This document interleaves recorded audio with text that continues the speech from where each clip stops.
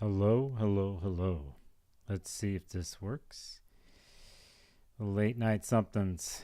And yeah, how are you? There's no one here. But I'm going to talk here and just get myself settled. And yeah, my name is Nicholas Polymenakos. Nicolas Polymenakos. I'm an astrologer.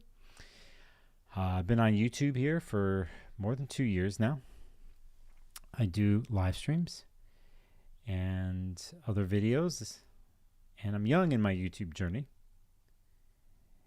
And I also have a one-on-one practice that I do, astrology practice, and I'm also involved in the astrology community. Just waiting for people to jump in. Hello, Tina and Andy. I see you in chat. How's it going? A little informalist tonight. It's going to be a little informalist to my stream tonight. So you're out there. Say what's up in chat. How's it going? I hope your week has been good. I am doing the stream because there's a couple transits to talk about the week. I have a little bit of time to talk about them. Venus square Uranus, it's happening right now. Or square Jupiter, I should say. Not Uranus. Jupiter. That already happened. But I have some thoughts about the week, so on and so forth, okay? So wake me from this. Hello. I know some of you might be in time zones where you're waking up, and then there's somewhere it's late. But yeah, I'm going to bring up a couple things. What did I call this stream? I call it the Late Night Astrology Weekly Transitions, Closing the Door. Well, it might not necessarily mean closing the door for you transit-wise, but for me it is. And just going to talk about what that means and partly why I went live tonight. But it's good to see some of you in chat and some of you joining. And I don't expect anybody here as usual because of how late it is. It's already into March 3rd. So one thing is happening as we speak here and is official on March 3rd at 5:17 a.m. is Venus square Uranus. I guess I could bring that up. Let's see what that is with my slow fade. Let's do a Venus-Uranus thing. At 5:17 a.m., we're building up towards it right now. And let me also do something here so I can annotate here while I do these completely raw live stream of nothing here. So let's transition back. And where the hell's my chat window? I got 2 chat windows rolling here. But yeah, let's go here. And so yeah. Hey, Sunbeam Network. Good to see you. Good to see you. Good to see you all. All right, let's go to this chart right here. And we could see Venus at 19 degrees here and Uranus at 19. Man, this is some this Venus-Mars story in Aquarius that's been happening. It's already gone through some phases, which some of you know about, some of the videos and live streams that I've done. And we also know that Venus has already squared Jupiter here recently. And here it is with Uranus. This is some people might call this breakup energy when relationships break up, and it could be, but I also think it's more about just a need for the Venus and Aquarius need for space and to change relational dynamics, whether it's in a relationship or wherever Aquarius is in your chart, that something is needing to break out and change and do things differently. And it can be very rebellious with Venus and Aquarius, and it can be very kinky and hot too if you work this the right way. But there's something here, and this is really an imprint for the Pluto and Aquarius transit for 20 years, and we will do this at various points in 20 years, but not like this. Basically, we might have another point where Venus or Uranus and Taurus is in Taurus, Uranus is in Taurus squaring Venus in Aquarius, I have to look to next year. I don't know if it happens. We might be on the edge of that, because when we get when Uranus leaves Taurus, it's going into Gemini. We won't have a square anymore. Anytime Venus is going to be in Aquarius, we'll actually have trines, which is awesome. If you are a fixed sign person and have had a lot of Aquarius in your chart, or even Leo, because it will sextile your Leo planets. So, we're getting into some rare moments here. And so, yeah, that's happening here. Autonomy in relationships, breaking free in relationships. The idea of it too. And if people are in situations, relational activities where they, whoa, I just did something here in the background you can't see, but where they, I don't know, they're looking for a new path in a new, and my brain is gone right now. I'm usually flowing. This actually affects me in a deep way, and it is timely for me in a good way. And, I think one thing one can say about how Venus and Mars works in Aquarius is it's a different way of putting oneself first. You might hear the type of putting oneself as a Mars in Aries does, or Venus in Aries, or Mars in Capricorn, But the Aquarius way will actually put themselves first, I think, if it's balanced. And it's not to say to completely separate, but it's in order to put oneself first and to take care of oneself first. The idea of this, the system that's created to do this, and the refinement of it and the progression of this, that, then one can step into the group or to the relational dynamic that way. But can the group and the relational dynamic understand and accept Venus and Mars and Aquarius' way of doing things, or the need to walk forward in the relational archetype? And so that can be the struggle, and that could be the square here with Uranus squaring Venus. Good to see you in chat, Paula. So that's some quick thoughts on that. I think it's very important here as we, are going to get into the last 10 degrees of Venus in Aquarius, eventually go where it flows in another way in Pisces. And Mars is going over these spaces too. Mars is going to basically square Uranus pretty much a week from now. So, it's one of these things where it's like I always say, chapters in the story. Now, I'll get into a little bit of personal stuff when I move through this, but I, for the most part, dig this transit of Uranus squaring Venus. Let's point it out again. It already did this with Jupiter. Doesn't mean breakups all the way, by the way. It doesn't just mean that. I've seen a lot of this because that's the easy place to go to. But if you can find the richness and value in alternative methods of relating and knowing when to change things, and if others are in on that change too, you can do it together. And so, but there is that feeling of rebellion and change and the need to break off, or to break the mold and the structure. So just saying that, I like it. Me gusta. 5:17 a.m. on March 3rd is Venus Uranus. Basically, we got a Sagittarian sun here, or moon here, by the way. Just, we just got out of the darkness and the way of being in Scorpio. Sunbeam Network says in the chat, today brought my family closer to each other. So, that's good. Right on. It's good. It's not all messed up. You know what I mean? Gotta find the simple little things. On the 4th, let's go there.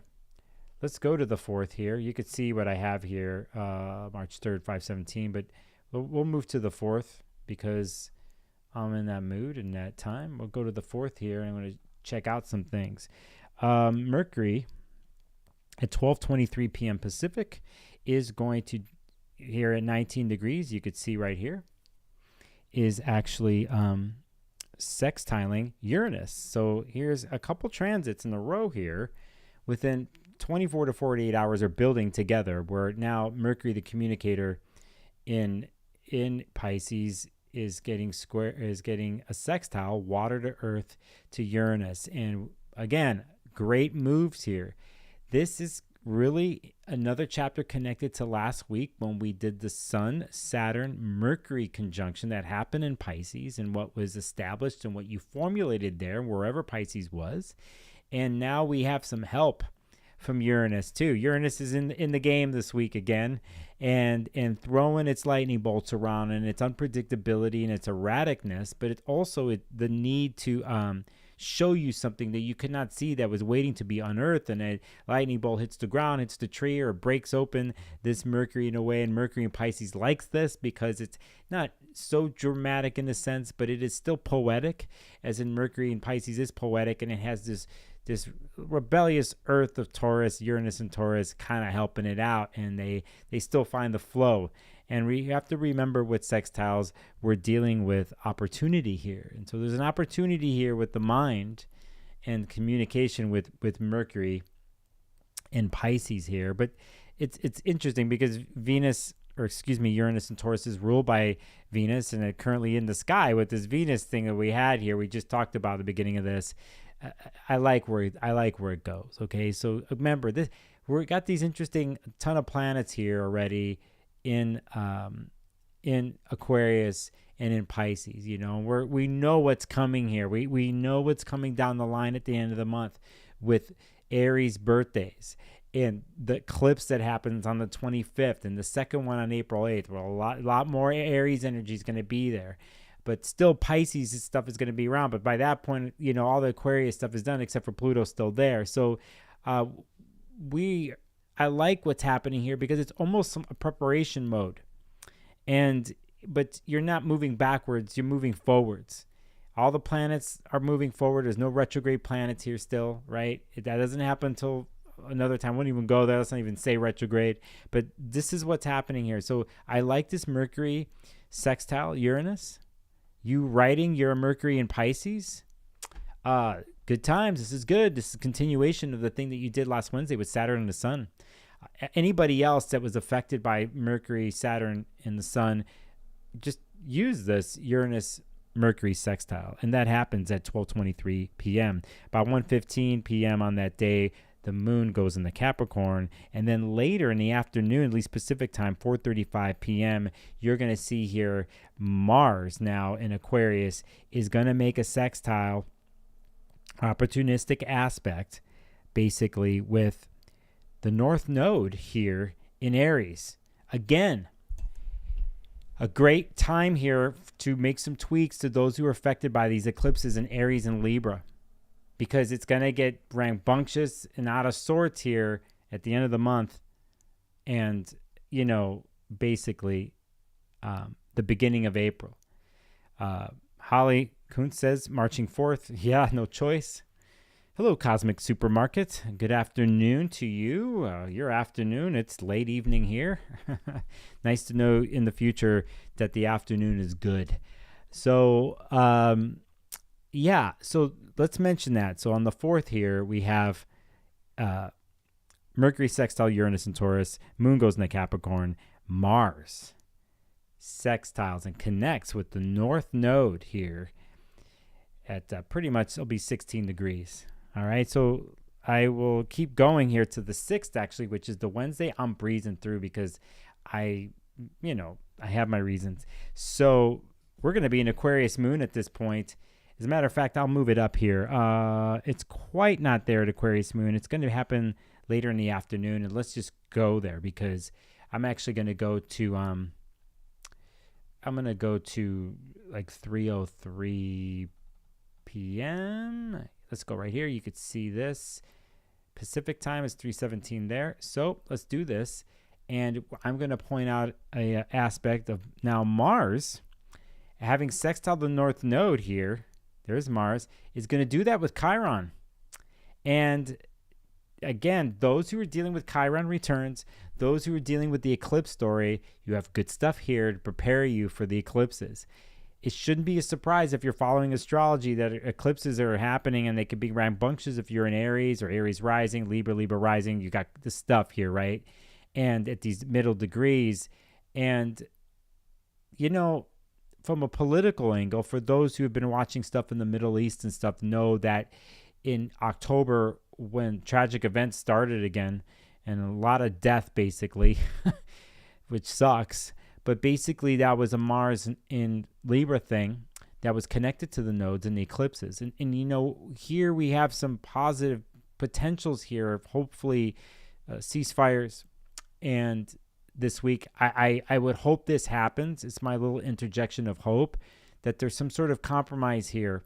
But a lot of times with Chiron and Aries on the mass level, you will see movements happen. And the will, through a movement, through a group of people, show their wounds and fight to heal those, to change it. So there's still fight here, but with Mars in Aquarius, it's about the group mentality, and it's about, can it flow within community and group and politics. I'm hoping and wishing for something like that this week. So saying that, Mars is going to sextile Chiron after hitting the node before. Rosewater Lighting, hello, and Aqua Gem. Yep, me too. Wake Me From This, thank you for doing that. Venus in Aquarius is going to square Uranus and Taurus again, end of December, and again in 2026. Yeah, that's down the line at the very end. And I think there's a thing where Uranus goes in and out. But thank you for saying that. But yeah, so then Moon goes into Aquarius here on Wednesday the 6th. You could see here the famous 29-degree Capricorn Moon. Can things be somewhere political this week? And I think Tuesday and Wednesday are going to be very interesting on that angle, since we have the Moon touching this Pluto place. And basically, we have a Moon-Pluto conjunction that happens. That's going to happen at 6:54 p.m. Pacific time. Let's just jump up. I'll skip here, like right around here. And you could see here at this point the Moon and Pluto conjunction. For those who follow me on Instagram, please do. If you don't, I post on my community group there once a month whenever there's a Moon-Pluto conjunction. And this is in Aquarius. I'll definitely have some things to say. I'm going to let it flow to that point. I better remember because I got a week ahead of me. But that is what's up. MCs in chat says, I'm having to make big changes in old relationships because they were completely based on wounds. Oh, I see. Hello. I see. Jackie, hello in chat. Yeah, so saying that, we're still looking at Wednesday. And again, let's just point out we have Chiron here. It's 17. And Mars is still doing its cool thing, There's some other aspects I can look at here, but it's okay. It's whatever. I think it's interesting. I'll say from a personal level, this particular Pluto moon and the way it's falling in the lunar cycle is huge for me. It just so happens to be this week for me and some things that are happening. So I'm going to somehow, as always, use my wings, use my moon, and use my Pluto to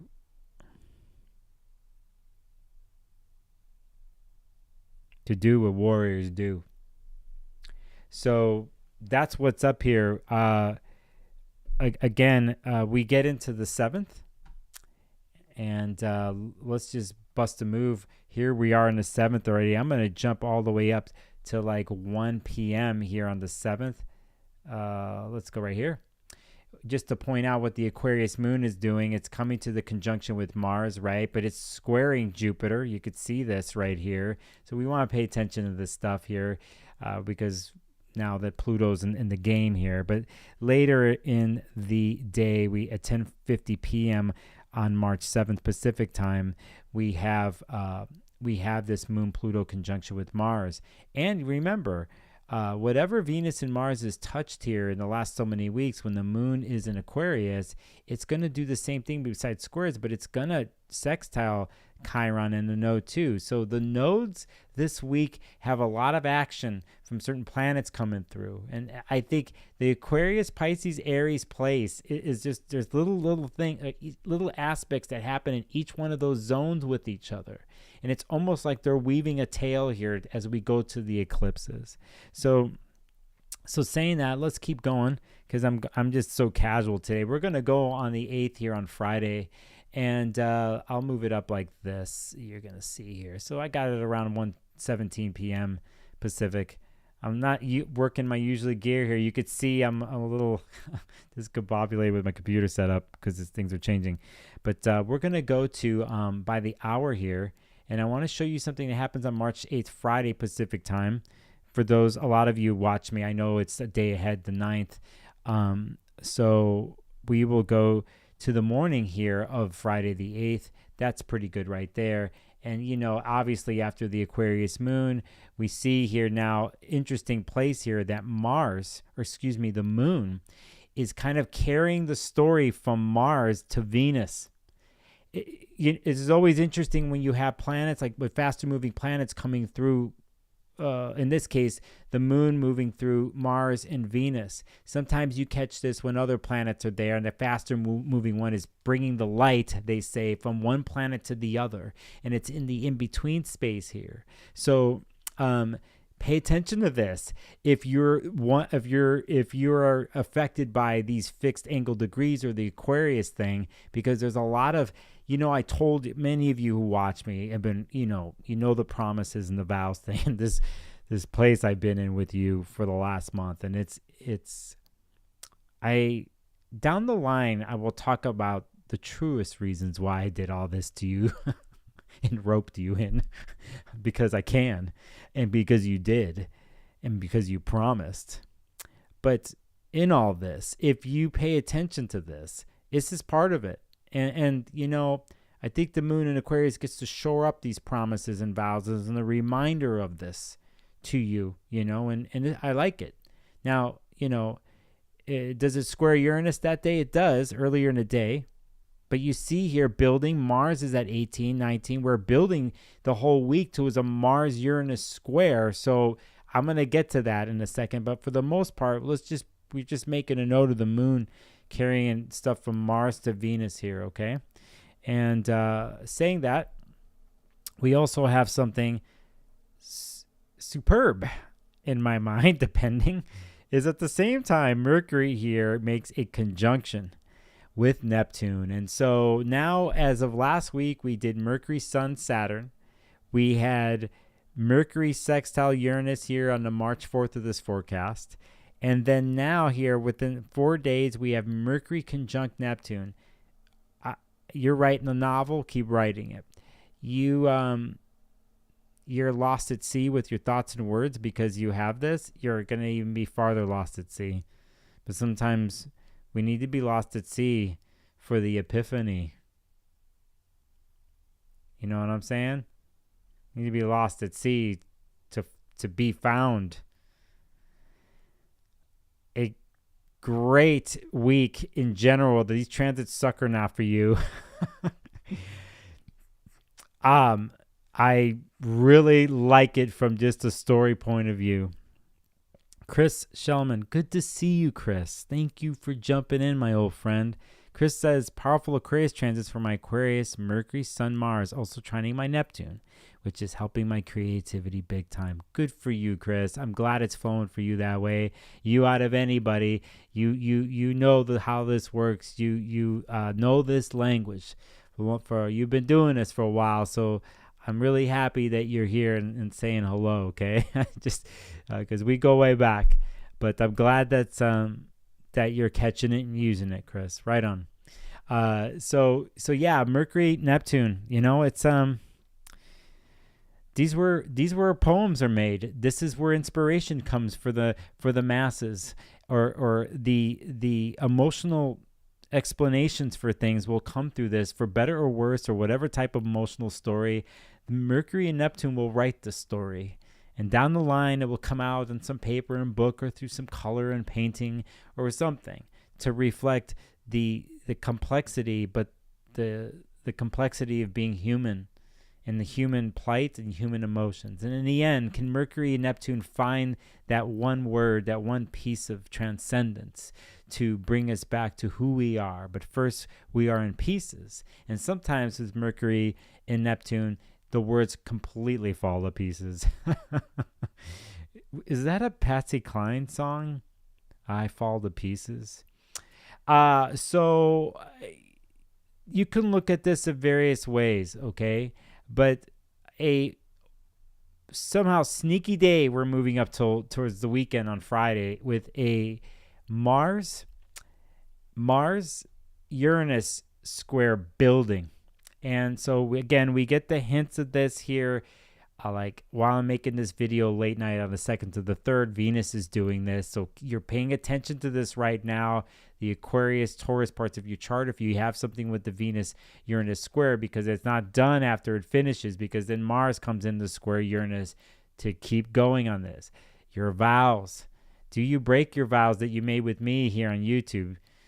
Don't break your vows. Well, if you have to break them with me, but you have to do it for yourself, I understand. You'll come back to me. I just, you make a promise with me. Sparkles of gold and it's Plutonian. Me with all my Aquarius. And some of the other things I have. The Scorpionic stuff. I am patient. And I know.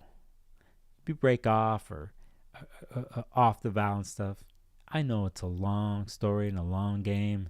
It's a long walk through the underworld. And sooner or later, you come right back. So, yes. Chat says, the House of Twigs, good to see you. My friend, I'm glad you're here. Paul, I appreciate you too. Thank you. Tina Reynolds says, October 7th, Mars conjunct South Node in Libra in T squared to Pluto and Cap. Yeah, that was back then when everything went down. Ray Weather, to be lost at sea for the Epiphany. Yeah, where did you come up with that? Did you hear that from someone? That's pretty good. I got my wordplay too. See, you don't mess with Mercury and Gemini because I have it. I just forget about it. I think Mercury and Pisces will forget about it too. You add the fact that they're pulling on a blunt, or you have some a little bit of some mushroom tincture or something like that with the Mercury Neptune. You're like, you don't even remember what the hell you said, but it was brilliant. Somebody better be documenting this shit. So I don't need to be on any of that because I do have YouTube to remind me, and then I have you viewers who remind me in private messages stuff, and then I don't even dare. I mean, I do dare look at the videos because I have to do the chapter markers after. I don't even know if I'm gonna do it for this one because I'm exhausted, but I do remind myself. But if I am lost at sea across the Pacific, and my whatever I'm on, raft or canoe, or let's just say it's a 60-foot yacht, it somehow finds a shore in some different world, some different place, some different land. No one knows me there. It's almost where things are renewed. So Mercury and Neptune are lost at sea. And to be, that find the epiphany, as I said, but I think it's more than that. And I hope for anybody who has Pisces stuff at these later degrees that is, you still haven't had Saturn really come your way yet, but you find something here and that you somehow put it together.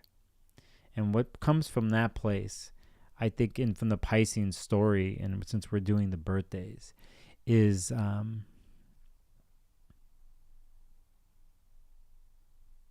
I don't know, man. There's that release.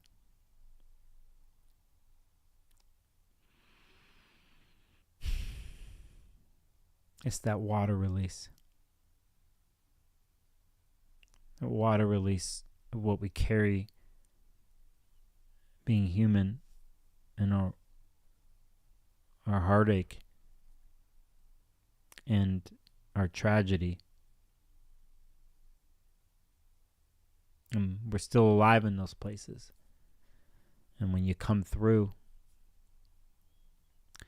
And you do that enough, and hopefully you get to a place where it helps you the next time. And your decisions change because you know things are really truly are in the moment and can just fade through your hands. So you appreciate moments then, and at the same time know when the kisses come.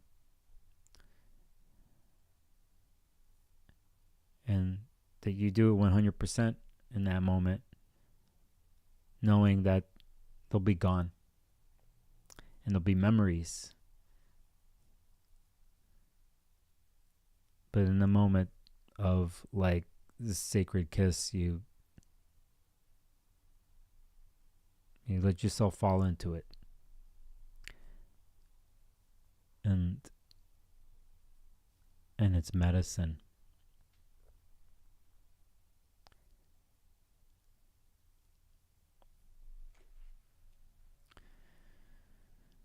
The moon will go into Pisces here on March 8th.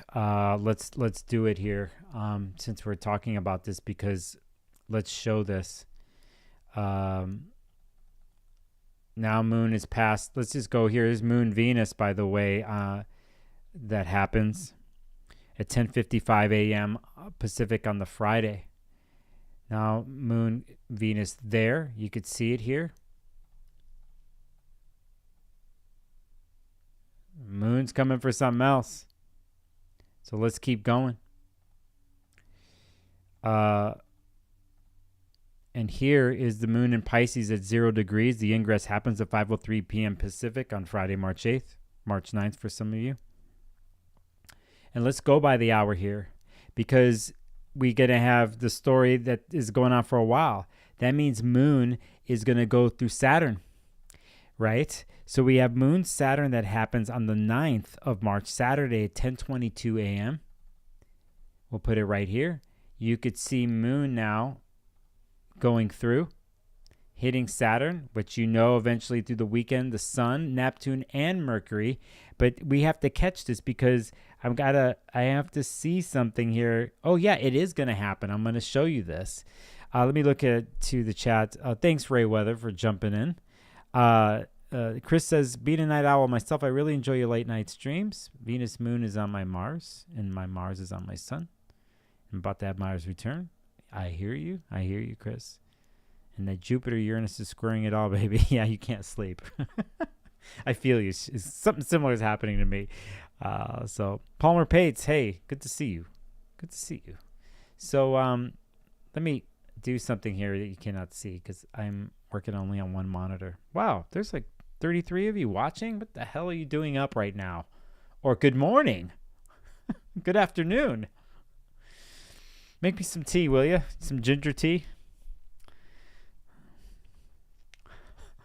Here's the moon at 10 degrees here that I mentioned. So let's keep going here, okay? Let's just go by the hour. It's going to look really funky on the screen while I do this. Now you see the moon, as it was doing, moving and taking the energy from Mars in Aquarius to Venus in Aquarius this week. Now we have the moon doing this, but this time it's the moon taking it from Saturn to the sun here, okay? So now at this point we see, let's just keep going here. I'm going to get to the, I know it's going to look confusing. We're at 20 degrees sun here. Now we're having 11 p.m.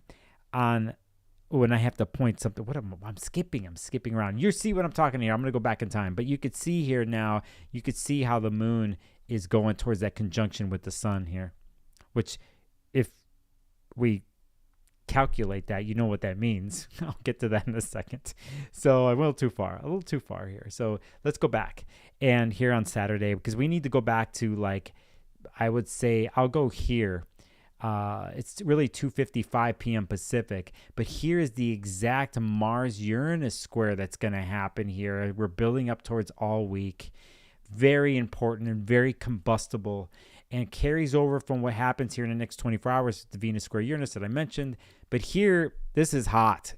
It could be hot, but I mean hot as in combustible. And I would be very cautious with this one, because I think at this point, Mars in Aquarius, after what it's doing, I think it knows its mission, at least for the month.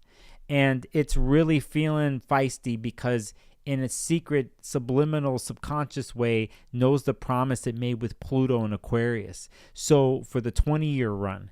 But here it needs to show it's a deal. And I don't think anybody should get in its way. And if they do, I wouldn't cross Mars right now. I'm saying that Uranus is doing it and setting Mars off this whole week. And we build towards the Saturday. It's actually good here that the moon goes into Aquarius or into Pisces, because I think for me, I'm enjoying this combustibility with Mars and Uranus. I just got to remind myself of that when I get closer to the weekend. Don't get caught up in shit. But it's like the moon going through Aquarius, Venus and Mars here, that's happening while this square is happening with Uranus. So Thursday, Friday is nothing to play around with, but what can you do? What can you use and look at? And we use that Mercury conjunct Neptune to help diffuse if possible. We use this part here that we were talking about for the antidote, for the I almost said potion.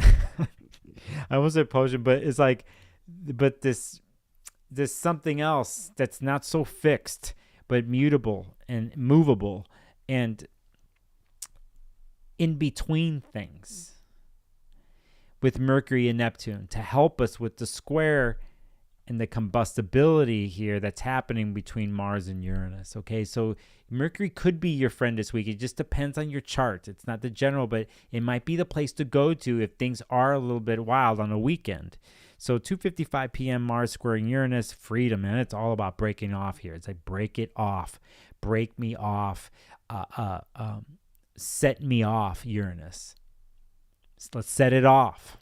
That I don't know if you know Juvenile. I like my hip hop guy, Juvenile from New Orleans, Fifth Ward, Cash Money back in the days. Got this song "Set It Off." It's raunchy, man. Just if you don't, it's some old school shit, but setting it off here, and if we think about what's ruling Mars and Aquarius right now, it is the Saturn and Pisces, and so that's why I'm recommending here something else. And let's also point out something very important here, that the moon at this point isn't officially new yet. We're going to get to this here in the forecast, but we're in a balsamic phase here with the moon, and I like talking about balsamic phases. So there is the winding down here, but this Mars and Uranus is wound up.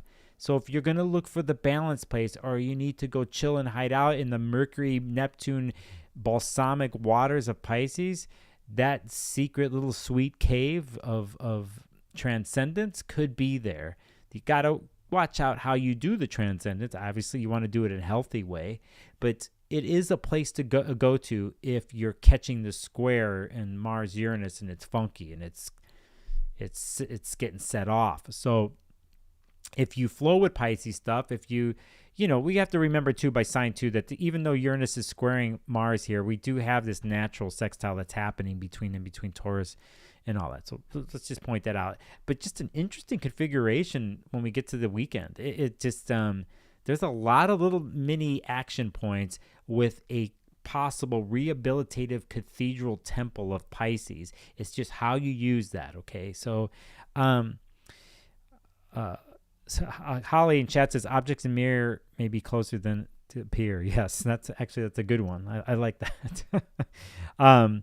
But we also have the sun, and this is the reason I don't want to forget this, because and I was leading up to it. So when I was talking about Uranus and how it flows with the Pisces stuff, notice the degree of Uranus and notice the degree of the sun. This is a Uranus Sextile Sun moment, okay? So, again, we know Uranus is squaring Mars, but this is the go-to place, is the Piscean place, if it's hard for you and if it's a little caustic.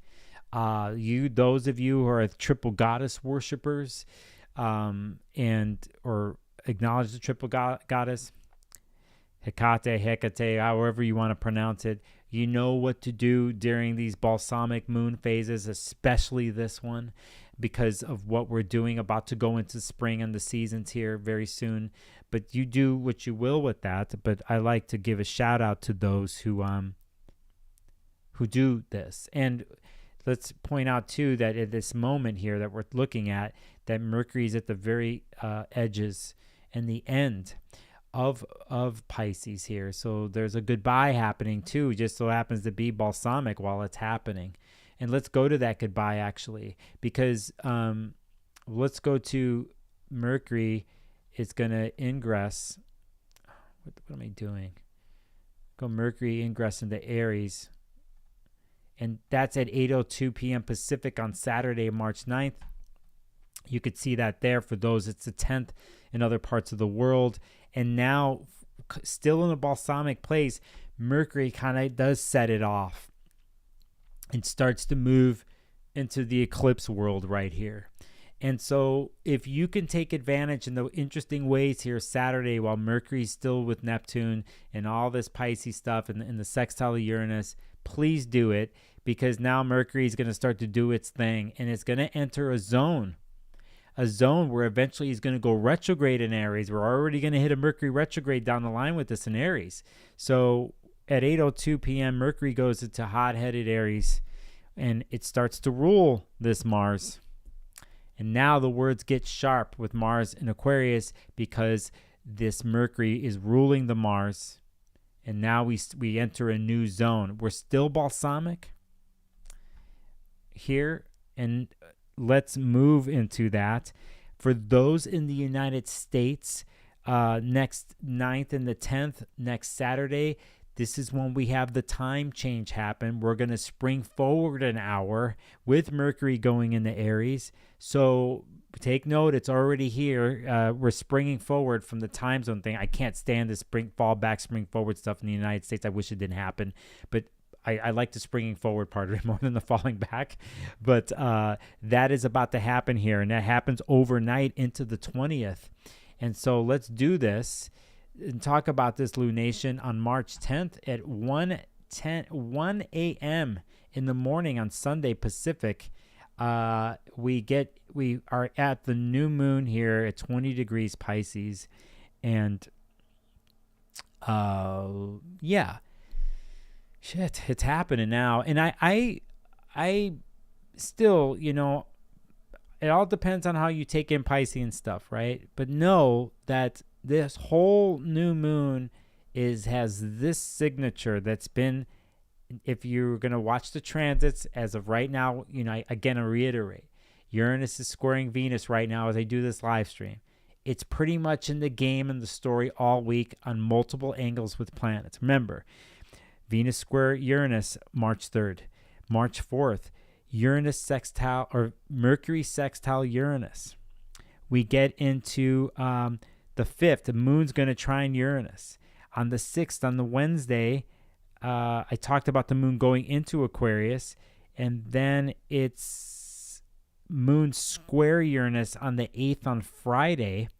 And then I talked about this sun sextile Uranus that's happening, Mars square Uranus, and then we go into the new moon where Uranus is squaring this new moon. And so, sextiling the new moon.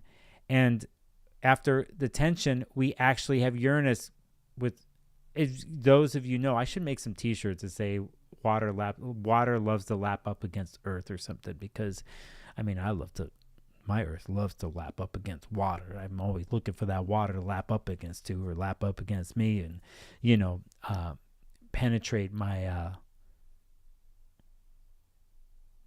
soil so my soil can grow. What the yeah. I don't know where that's coming from. And from there becomes life. life emerges, and everything that surrounds that, more life gravitates towards what is growing, and hence a world is born. Okay, so anyway, I don't know what the fuck. It's way too late for me to be doing this, but this is good for me, actually, that I'm somewhat mellow tonight. And I'm almost done, because then I'm going to have some personal notes. I'm going to tell you some things. But yeah, we dig this. Mars is still part of this, hitting the Uranus here. We still have these effects going on, okay?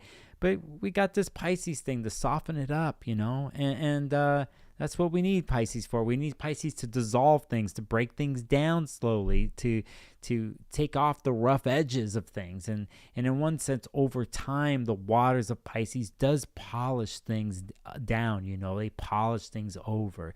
It's just a different way of doing it, It's not a hard scrubbing motion to polish something or whatever, but it's more like, the water is slowly permeating and you're soaking it in kind of thing. If you can use that, it's great.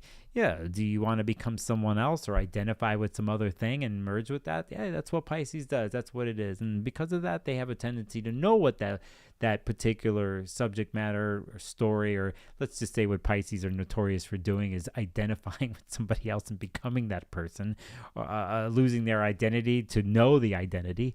But that's the longer philosophical approach. But, in general, though, I'm taking this new moon, and I'm not going to diss on it or come up with anything wild. I think for the most part, it's really decent, considering what starts to happen after next weekend on our way to eclipses. And as other things start to happen on the way there, we take this new moon and we give ourselves a little bit of a break. And I think we give ourselves a different kind of break. You find a way to the opportunity that arises from spur of the moment types of connections, let's say to the Pisces part of your chart, and where one can bring that inspiration from the week of Mercury connecting with Uranus, but then Mercury connecting with Neptune, and that carries over into this new moon. So if the nights before on the balsamic part, what comes into that place when you're in the meditative, calm, nothing, death phase of the lunar cycle, and what comes through the quiet. And what comes through the quiet actually could be surprising on the new moon, considering that Uranus is connecting with the Pisces stuff. And at this point, too, might be said, and might not just be within during the balsamic phase, but during the new moon part, so many hours later, Mercury here is at Aries, and it might actually say it out loud. Everything that was kind of brewing in from that Piscean realm of what Mercury was doing with that and balsamic action, it might be said here. And there isn't any harsh aspects here going on with Mercury. So, it might be just like, I wanted to say this, that poem and that epiphany and that transcendence that happened in Pisces could come out more of like, this is who I am, or this is what I have to say, like from one's core self, the will speaking in the Aries part of the chart. Now, I don't think I'm reaching there when I say that, but, I just interesting configurations here as always in astrology, but we take this because we know down the line what's happening here. Because when we go into the next week, Venus pretty much, let's point something out here though too, part of this lunation. But here we want to mention this. You see here, and this is, again, Pluto sneaky this week. So let's go to Pluto at 1 degree Aquarius, and we know that Mercury here is making a sextile to Pluto. So that's why I'm like, I'm digging this. I'm like, all right, that's cool. We take it because this is going to change soon. It's going to change. Next thing you know, Mercury's going to be retrograde. There's an eclipse on April 8th that happens, and Chiron exact, and it's just like it's just rambunctious and all over the place, not necessarily feel good. So then, yeah, and just to sneak this in, the moon goes into Aries here later at 3:20 p.m. Mercury sextile Pluto, 5:19 p.m. Moon goes into Aries later, because this is early, this new moon, at least in the Pacific coast, 1 a.m. And then let's just go by the hour. We're going to go all the way to 5:19-ish. I'll just boost 6 here. And you'll see here now the moon is in Aries, and we have a moon-Mercury conjunction. So you could see how this day transpires, where Mercury and Pluto are connecting, and the moon comes in to light the fire under Mercury here, where something is said. Again, I don't think it's bad, or that feeling of bad. I do think it could be very profound when Mercury and Pluto are connecting and something here is said. The mind is very sharp here. Mercury in Aries is no filters, and Pluto in Aquarius is the higher sharpness of the mind, a refined, very crystallized thought or system or way of going, Plutonian way that comes from a deep place. And they're sextiling here, and the moon is like throwing a healthy dose of some more fire or more kindling on the fire, another log to this to help push it forward from an emotional end. And, for those who are dealing with this Chiron story and this nodal story, this is within a week, we have a lot of help that happens between air and fire here. So we have this kind of story. If we go like this week, we leave this Sag moon that we're in, we do Capricorn, but as soon as it hits in the midweek to the midweek, when we get in the Mars sextile Chiron, moon goes in Aquarius, we do this story. Moon's going to connect with all the Aries planets from Aquarius. Then moon carries the light from Mars to Venus in Aquarius, then goes through the Pisces stuff like I did on the stream. Now is about to do this and bring all of that here into Aries. So the movement we have here is very literal and I think very clear. The only thing that isn't clear is Mercury, Neptune, but we don't want it to be clear actually, because we want to be lost at sea, as mentioned earlier, to find the clarity place. So it's a nice offshoot to have. So again, I will just move one thing over here to go in officially then, because we're paying attention to very fast moving Venus. I do want to point out here that I think it's this week that Mercury here is actually going to be seen in the evening here finally. It kind of is getting out of this zone, and you'll be able to catch, I don't know how quick you'll be able to catch Mercury, but it's doing evening business, okay? So I just want to point that out. But you can see 28 degrees here that Mercury's in Aquarius. And let's go I'll go one extra day. I'll do this because who knows if I'm going to be around next week. I don't know what the hell's going on. Well, I do know what's going on. But here is Venus in Pisces now.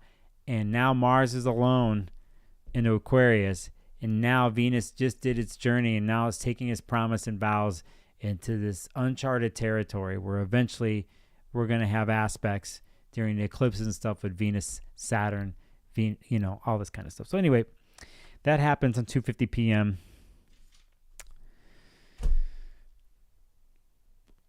on March 11th.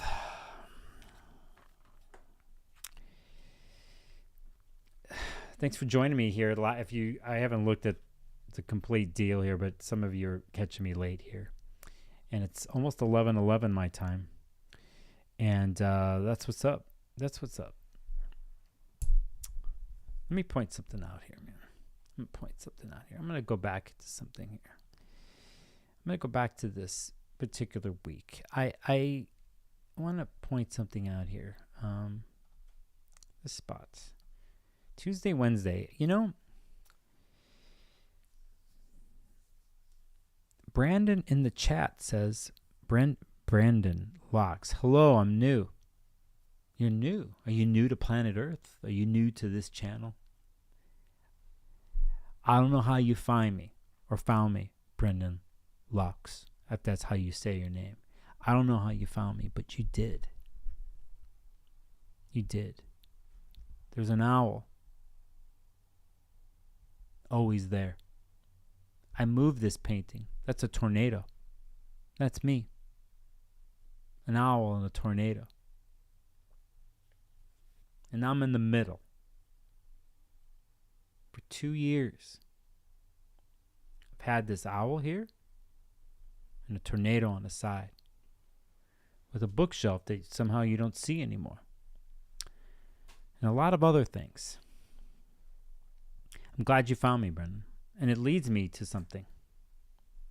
Pointing to something on the screen here. And it leads me to something.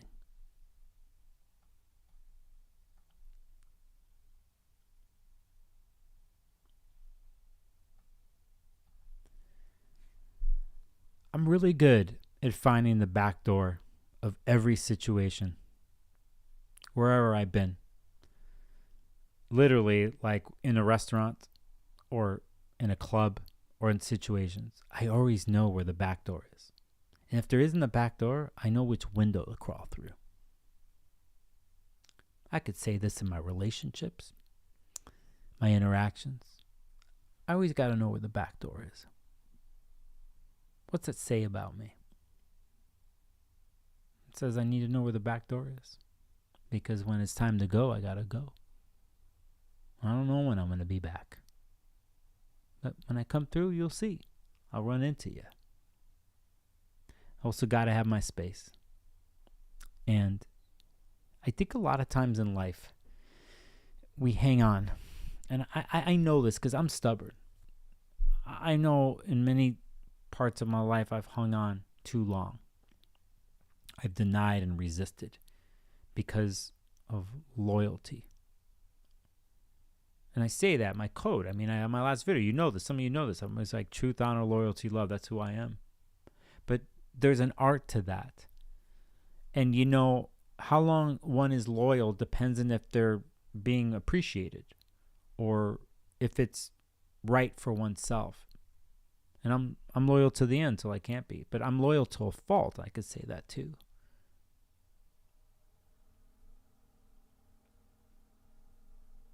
But if you can know and master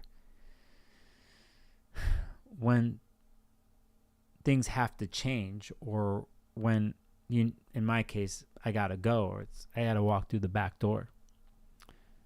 You know, and can people accept a person like me when they just sometimes don't say goodbye, or I'll look at you across the room and I'm like, and you know that I gotta go. Some people don't get it. Some people do.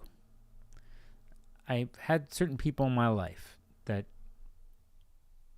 there's not many actually, that get this about me. You know, they get it. And they let me be. They let me do my thing. And you let me do my thing, you understand that you will see me again. Now, sometimes I battle within myself with all this. Loyalty and love.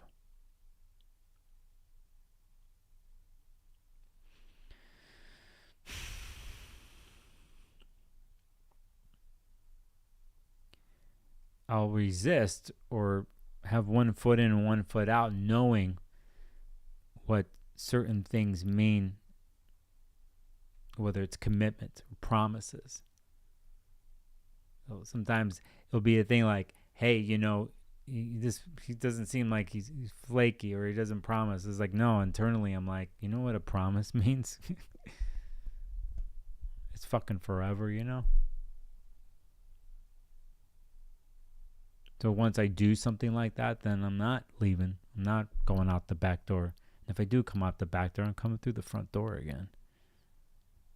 So it's an art, all this. And it's something in my whole life I just always try to understand and come to places, and it's been very hard. But lately, I've been reminded of the beauty of it all, of that for me.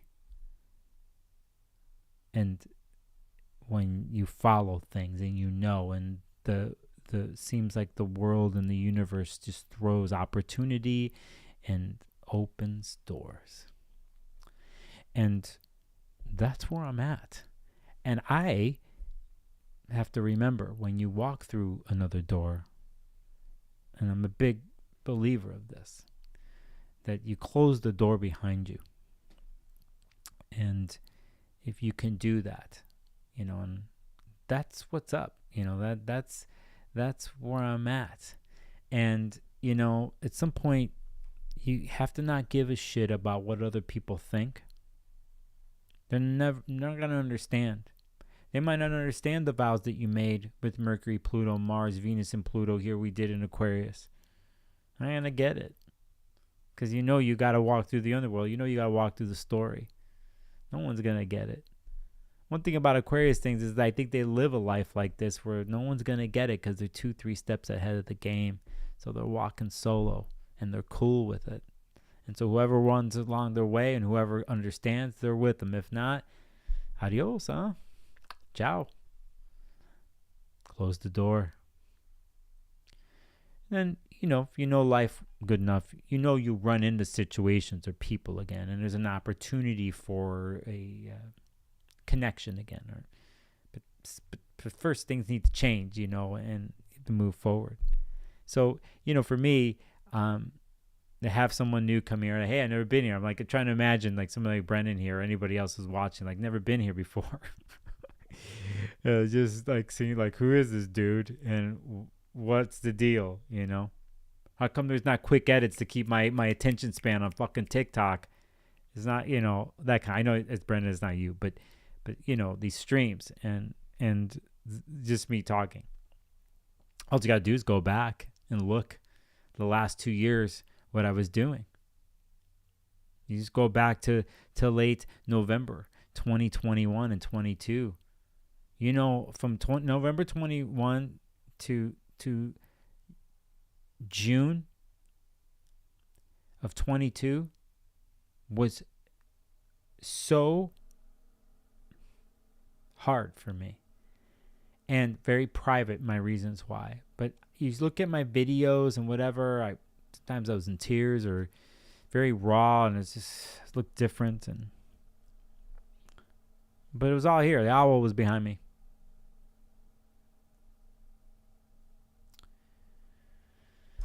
That's not going to be behind me anymore in that way after this video. And what you see here is gone until doors close. You ever wonder what's behind the owl?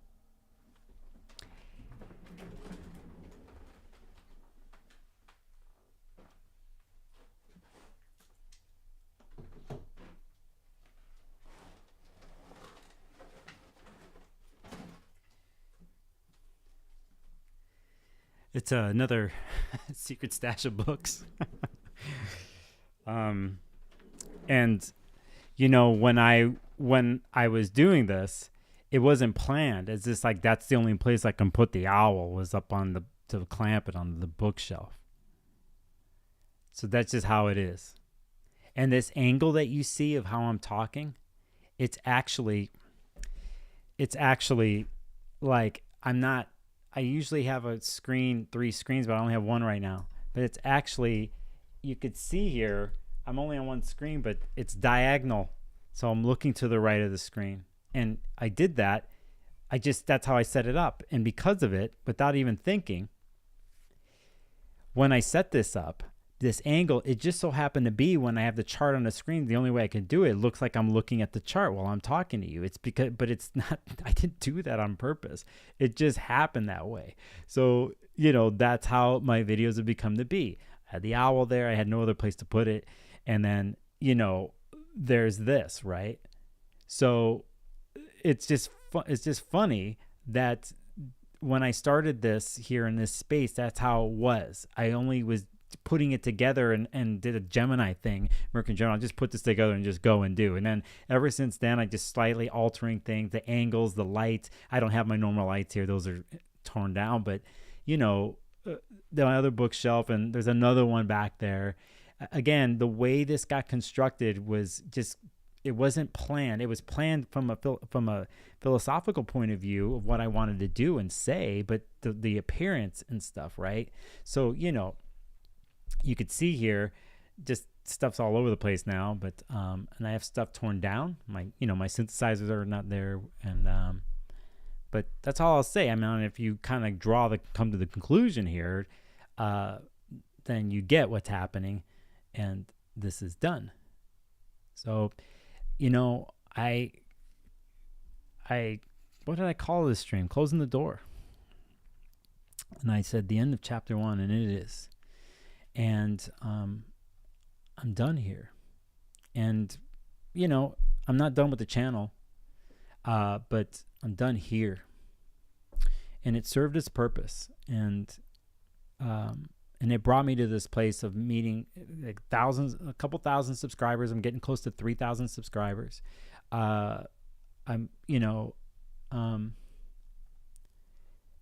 Massive revelations in my life. The creative parts of doing this, the free flowing, the other things that you've seen, the amount of clients that have come my way in the last 2 years is peak, biggest growth I've ever had with my client base. the see you in chat, Lily 899. But it's, I've had my client base to a point where I'm like, okay, I see the potential now, and I have to keep the ball rolling. I still haven't done a book review that I promised 2 years ago to my Patreon members. It's coming. I had some lucky things happen to me, from guest appearances on other YouTube channels. And I'm thankful for those people who helped me grow my channel. And I've known some of those people for a long time. And, it was just time for me to be on those channels. And it's, it's timing. Life is timing. And it's when timing comes up, there's a very famous Carlos Castaneda quote. I'm going to do it wrong, but it has to do with being alert and aware and calm, but ready, like the warrior way, ready to know when something does happen that you seize, that you're there, but it's not forced. You're just alert and ready and flow right in. And that's the place, and that's where I try to be. And I can say now that when I've done these streams for the last 2 years, I've had a lot of that happen, where while I'm in stream, I don't even know until later. I was like, oh, I was dialed in. I was flowed in this way. Didn't matter if anybody was watching. I personally felt that I was there, and that has always been who I am in my wild, unpredictable way, whether it was street photography or other things in my life, or waiting tables, or, the other wacky things I've done in my life, engaging with people. It happened here, but raw, but it was never here in my vision and form where I want to go. This whole last 2 years, 3 years, I've had a bigger vision in mind. And I knew I wasn't going to be in this space here forever. I just knew it. And I have still visions. I see other places I'm going to be. I'm going to end up there. I just got to take care of myself. Anyway, I'm thankful for all of you who are watching, those who've helped me with my channel, those clients who've come to me in the last couple of years, and the work that we've done together. I was able to buy better equipment because of it. Some other things you don't see. I spent too much on books. I've been packing them here, but I can access them. And, a lot of the ideas, a lot of things are coming through are from different types of books and stuff that I get. And I can ramble here on a channel like this, and I don't care if there's thousands of people watching. When I make my videos that aren't live streams, they're for that, to bring more people in, right? But these streams, they're kind of my thing, and will be, but not just here anymore. And I'm psyched. And even where I'm going next, wherever that is, even for whatever that place and space is, it'll be different, and I will utilize and I will take advantage. And there will be another part of me that I know comes up and flows in that environment, knowing that it is not going to stay the same, knowing that it's going to change again. And knowing where the back door is. Knowing that I am loyal to myself, and I have to be, because then I'm flowing, and I could be the good astrologer for other people and client sessions, or good human being. And for those that I love and care for, my happiness and my energy, my vibrance comes out. And I've been battling a long time to get to a place like this again. I'm just older now, So it's a journey. And again, the owl's coming with me. I don't know how and what way, but it's there. Always will be there. Like I've said before, Athena guides me, and I'm thankful right now and grateful for the life that I have. And I battle physically with things, just so you know. And a lot of times you don't see it here. There's been plenty of streams where I'm in the middle of streams, I'm barely making it through in the last couple of years. But I found my way, and I've learned what I can and cannot do, or how far I can push it. So I'm rambling here because this is the last time you're going to see this. And I'm very proud.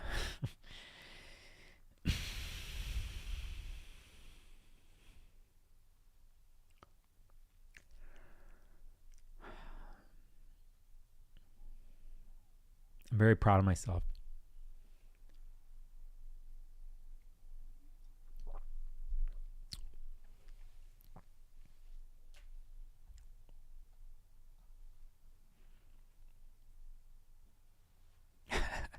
Got a lyric from the Jeffersons in there.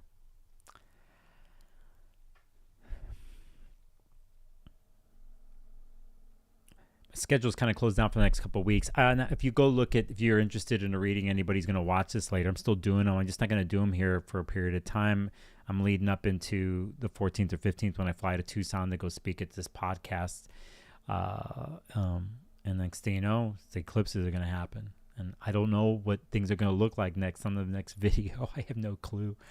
And that's the exciting part. And I just know that for the most part, I've made a lot of mistakes here the last couple of years and a lot of stuff, but I did pretty good, and I'm ready for the next phase.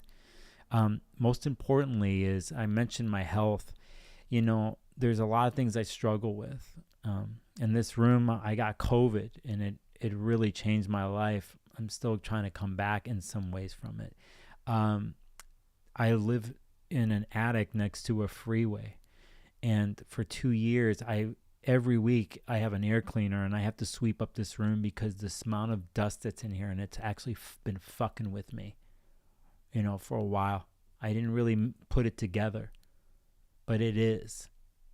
And, you know, there is situations around me here that are not stable. They're building a 5-story condo place down in it. Place rumbles. This place rumbles. You guys can't tell, but the way I have this mic set up and the visuals, you can't tell this place is shaking. It's shaking all the time with trucks going by on the freeway. Like, you just don't know.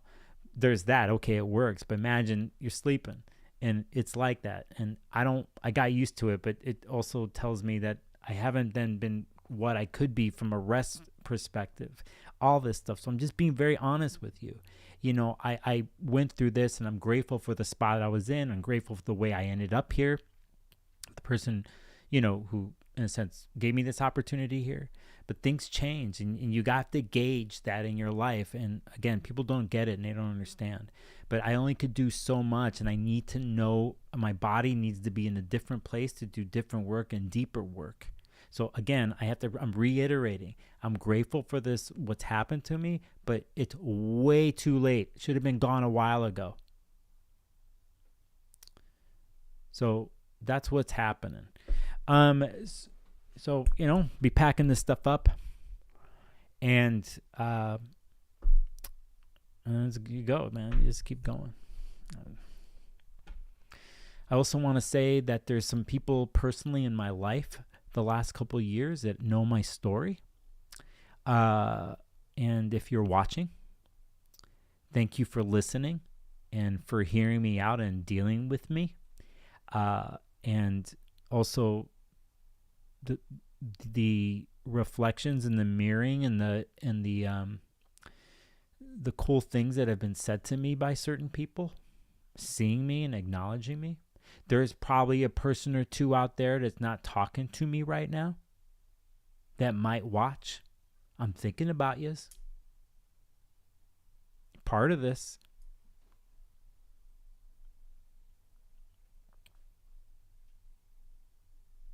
So that's what's up. I don't know when I'm back, at least on the stream. Sooner than later, maybe, but you know, I might pull some videos off on the phone or whatever. I don't know my next like 4 or 5, 6 days, so I have other things to do and take care of. But anyway, I think I'm done. I think I got the point across. I've done a lot of things on this channel in the beginning of streams with music and visuals and stuff, and I think I should end it in a way that I've started it. And I have to find the particular something to help me do this. Just so you know, on my desk, I'm just going to plug something here really quick. This is a new issue of the Mountain Astrologer. Please go support these people. #1 astrology magazine in the world. The only one? Well, there's some other ones. But if you're into astrology, go get a digital subscription with them. Or paper one, you know, it's 4 issues a year, you know, but Just got to say that because that was in front of me, okay? But let me go grab something so I can say goodbye here and end this stream. I think I did an okay job with the transits, not studying them. Give me a second.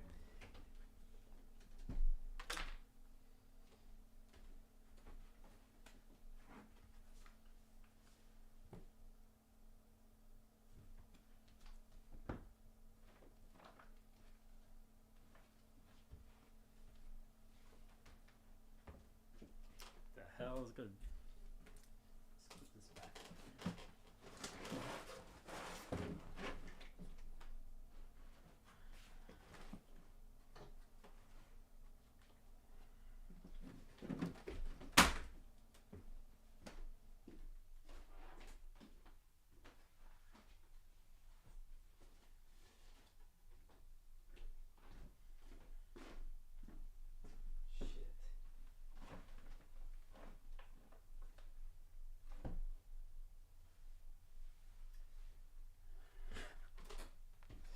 Sorry, I don't know where all my stuff is. I put stuff away. I'll find it online what I want to do here. Oh, I got it right here. Let's go to my number one book on this stream for the last 2 years. Let's just do it this way. And I'm going to do it the way I'm going to pick something that I've read here before and that I just cannot help, and where my bookmarker is. Brandon Locks in chat. Man, do what the spirits guide you to. We much love to you, and you love us. Your journey is vital and very valuable. You help so many. And Brandon, for someone who's come here for the first time, you're fitting right in. Because usually when I do these streams in the day, there's a lot more people, and you're like, for some reason, you kind of are with how my crew here that comes and watches me is in on my deal, like just where you are. So I'm so glad that we've run into each other, my friend. You're welcome here anytime. Go back to my old videos. If you haven't watched anything, you want to go on a trip, start with my Cerebral Obsessions video and then go from there, that I did about a month ago. But Brandon, thank you for the kind words. Thank you. Oh, I got a super chat. Whoa, Holly Kuntz, super chat. Embrace the adventure. Holly, that is so generous of you. Thank you. And it's pink. People looking in the chat, Holly just donated. It's like this pinkish color. Holly, thank you so much, and thank you for supporting me and coming on my streams. There's just a whole crew of you that have found me, so you guys get to see this, right? You know me. I'm always straight up, and you all get it. Y'all get it, and so Holly, thank you. It's gonna help me.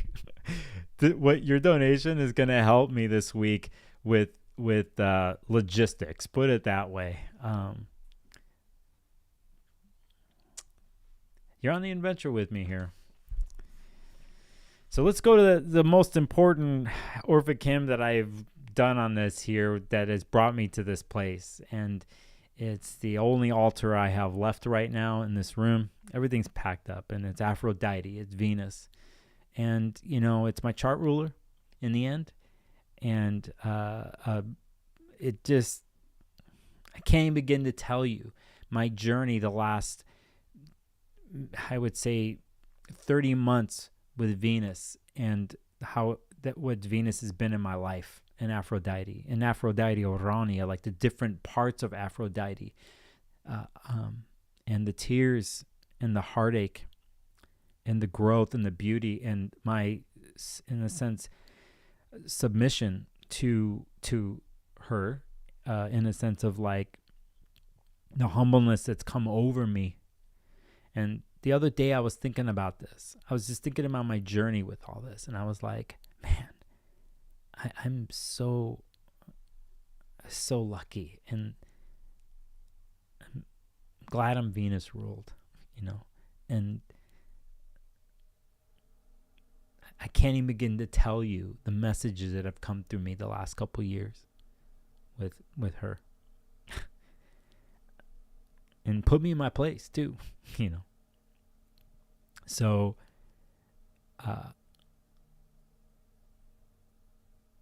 let's do it right.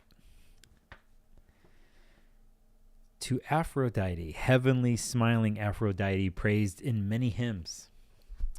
Sea-born, revered goddess of generation, you like the night-long revel. Let's just stop right there. She likes the night-long revel. Okay, so me too. I do. I get it. You couple lovers at night, oh scheming mother of necessity. Everything comes from you. You have yoked the world. You control all three realms. You give birth to all, to everything in heaven,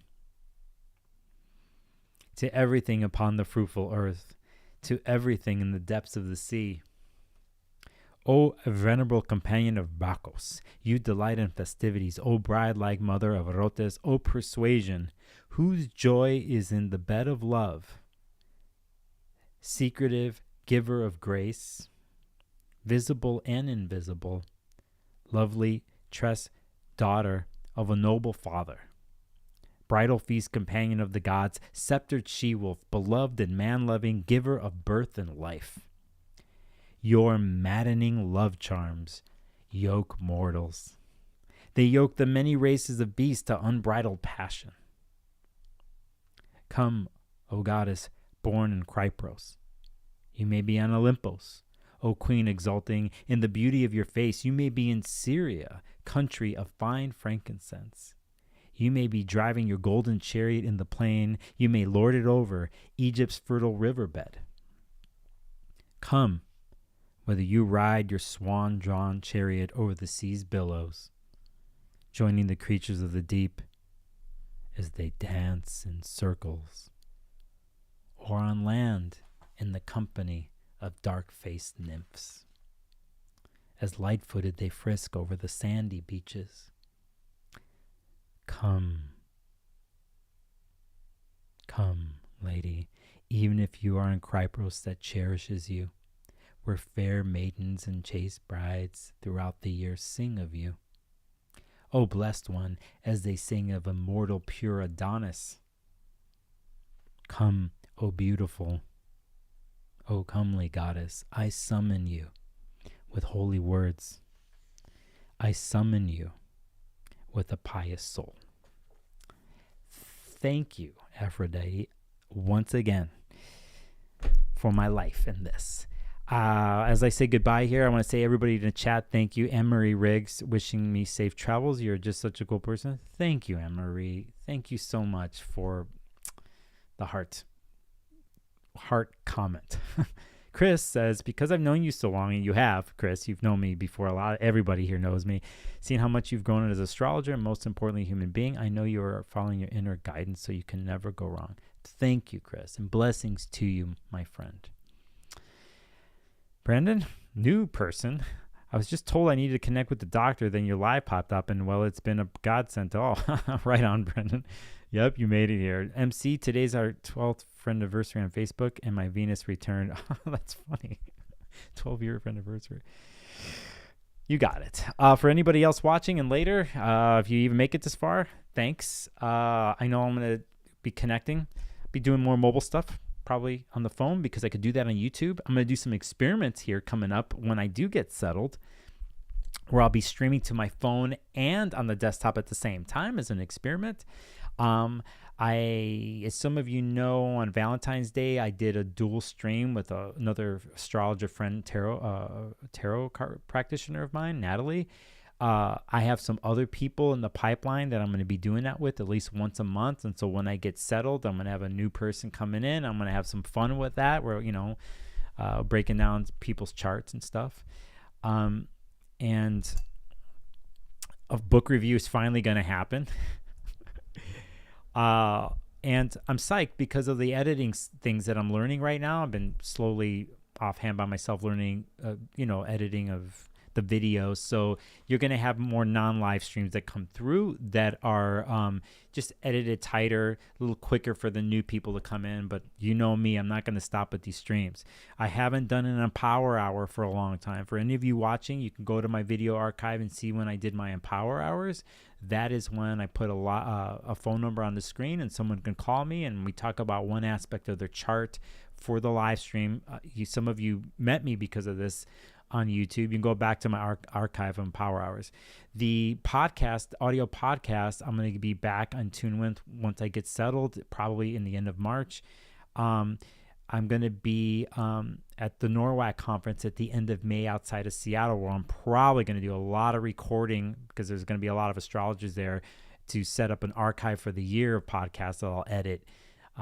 That's coming up. And there's some other secret things that I'm dealing with that I cannot talk about that I'm really excited for. And we'll do from a different space. So again, I want to thank everybody again for joining me tonight on this late night stream. Wherever you are, Chris, good to see you, an old friend. We know each other from face to face and on a certain astrology group. I'm glad you jumped in, Chris. It's good to see you tonight, and everybody else. If you guys got anything else to say, ask me before I go. And while I do that, I got to set something up here.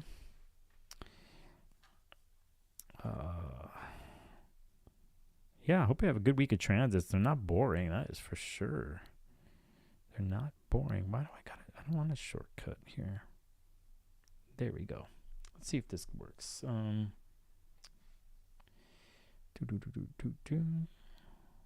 We go back to chillax. No. No. No. Let me go back here.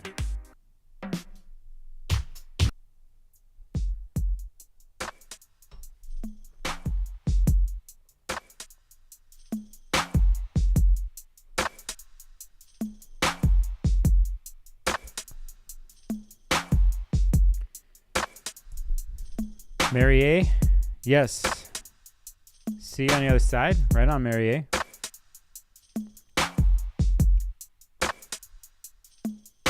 Again, I want to thank that super chat is gone. Tina Reynolds, good to see you tonight. Thank you. Yeah, see me soon. Busting out another stream down the line. Holly, again, I want to thank you for super chat. I mean, damn, I just made my night there with that one because I'm like, got some expenses this week. We had to drive over to the Target to get more containers today, so you helped me out with that one right there. But yeah.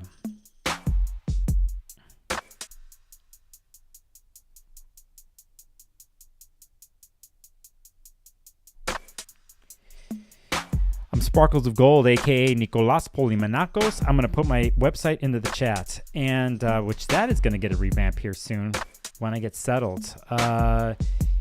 You can find me here. Where the hell is the chat? Let's do this right here just to promo myself. I will look at this maybe and do chapter markers for the transits, and that's about it. Yeah. All right. No, shit. Goodbye, Owl. You're going to go back, rolled up here soon. There's books.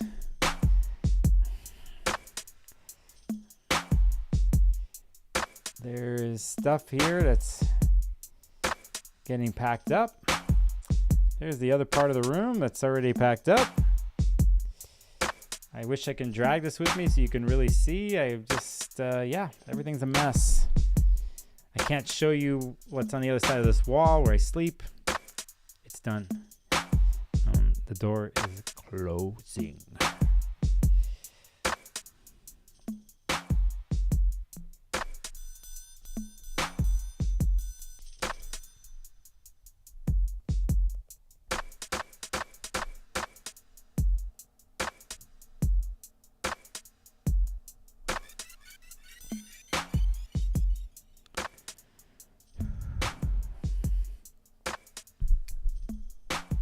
Aloha, Aqua Gem. Ciao. Oh, I should do something else here before I leave. What am I doing? I forgot I have the power of this. Let's Let's see if I can do this the right way here. Yeah, I can't believe I didn't do this stuff. Here, let's see. Do I still have my media source? Window capture. Yeah. Ha ha ha ha. It's green. Let's go. Let's for this final stream. Let's go. We're going through all the colors here, but we're gonna go to here. We're gonna go pink.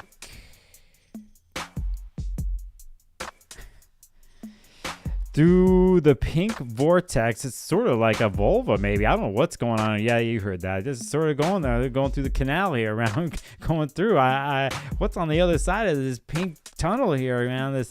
This long tunnel of wanting you. That's a song, by the way. Look that up. The long tunnel of wanting you. That I'm walking through and caressing through this tunnel, and I can't wait to see what's on the other side. Oh my God, it's during my Mars return. Surround me, engulf me, pretado, you know what I mean? Like come around me, you know what I mean?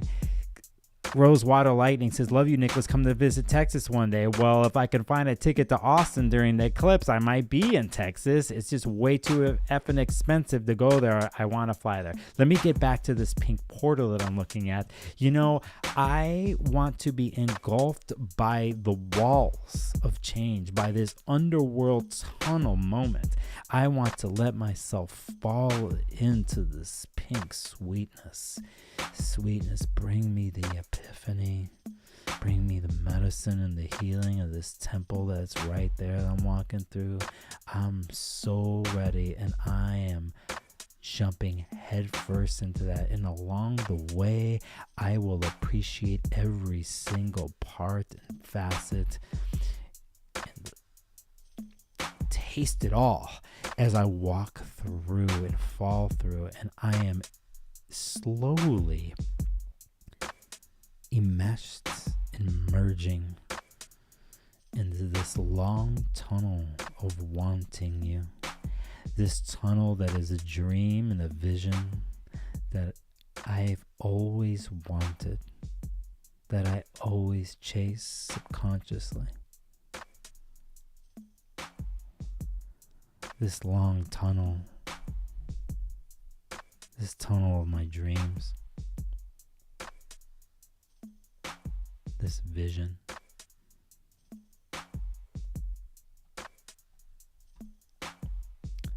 this beauty,